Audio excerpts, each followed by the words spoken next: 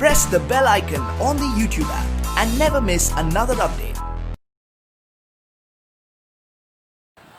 ओम शांति। एक बार एक चोर एक गुरु से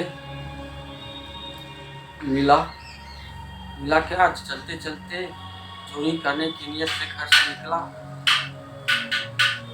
रास्ते में अचानक से मुलाकात हुई एक गुरु से जो महात्मा थे।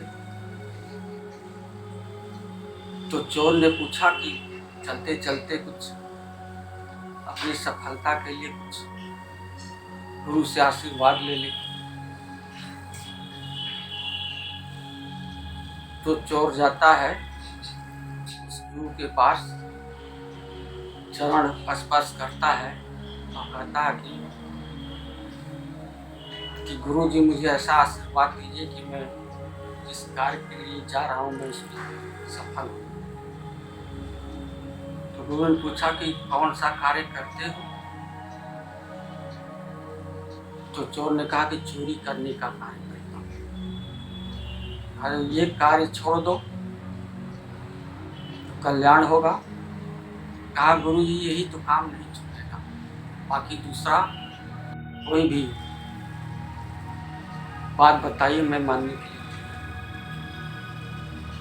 तो गुरु ने कहा कि अच्छा ठीक है, जो भी स्त्री मिलेंगी उसको तुम अपनी माँ और बहन से। कहा ठीक है, इस बात को मैं मान लूँ। तो एक बार किसी राज्य में चोरी करने की नियत से घुसा। उस राज्य में राजा को कोई औलाद नहीं, यानी कि कोई संतान नहीं हो रहा था। तो उनको राजा ने अपने से अलग एक महल के किसी कमरे में उनको रहने के लिए कहा और वहां पर सिपाहियों का पहरा लगा दिया।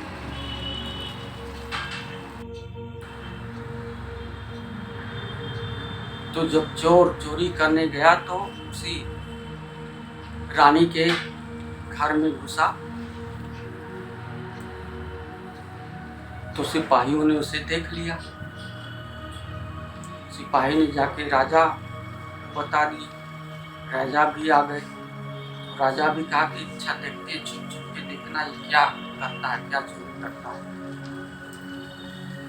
तो वो चोर रानी के कमरे तक पहुंच गया। तो रानी ने पूछा कि किस लिए आए हो। तो चोर ने कहा मैं चोरी करने के लिए आया। तो रानी ने कहा कि किस पर आए हो। कहा मैं ऊँटों पर आया। कहा ठीक है, मैं तुम्हारे ऊँटों पर मैं हीरे जवाहरात सोने चांदी से मैं भर दूंगा, पर मेरी एक इच्छा पूरी। चोर को उस गुरु की बात याद आ गई। तो चोर ने कहा कि आप माँ समान हो, पुत्र के रूप में कोई भी इच्छा हो तो हमें आप बताइए।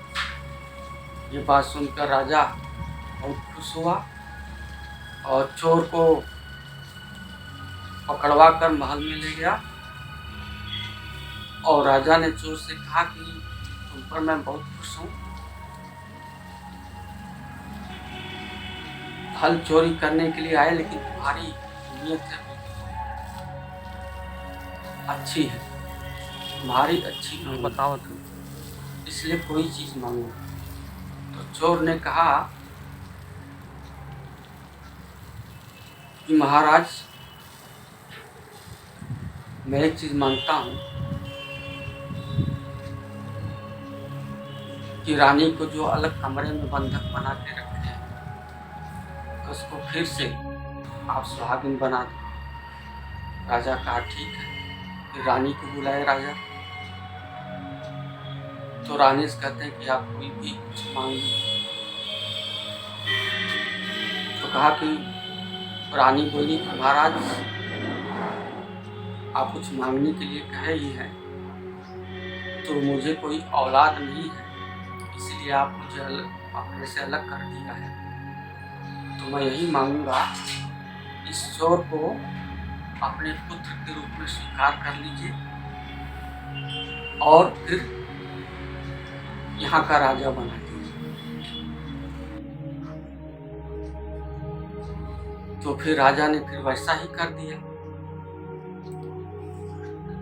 तो एक गुरु जो लौकिक गुरु है, सांसारिक गुरु, उनकी बात मानने से राजा बन सकता है, तो हमारे गुरु कौन है, हमारे सदगुरु कौन है? स्वयं परम पिता परमात्मा, वो परम शिक्षक भी है, परम पिता भी है और परम सदगुरु भी है। तो सदगुरु की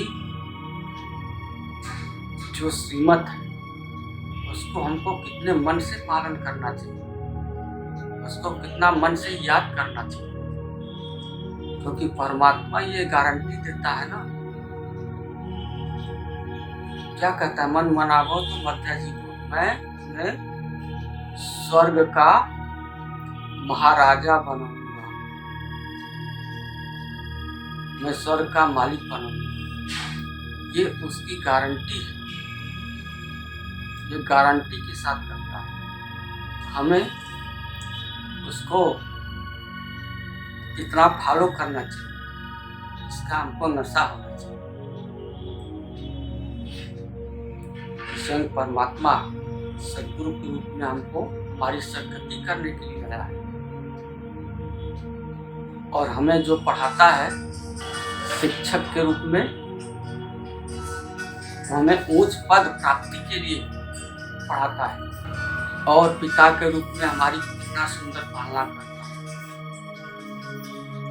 हमें परमात्मा का जो भी श्रीमत है उसको फॉलो करना ही है। फॉलो करने से ही हम स्वर्ग के राजभाग के अधिकारी बन जाएंगे।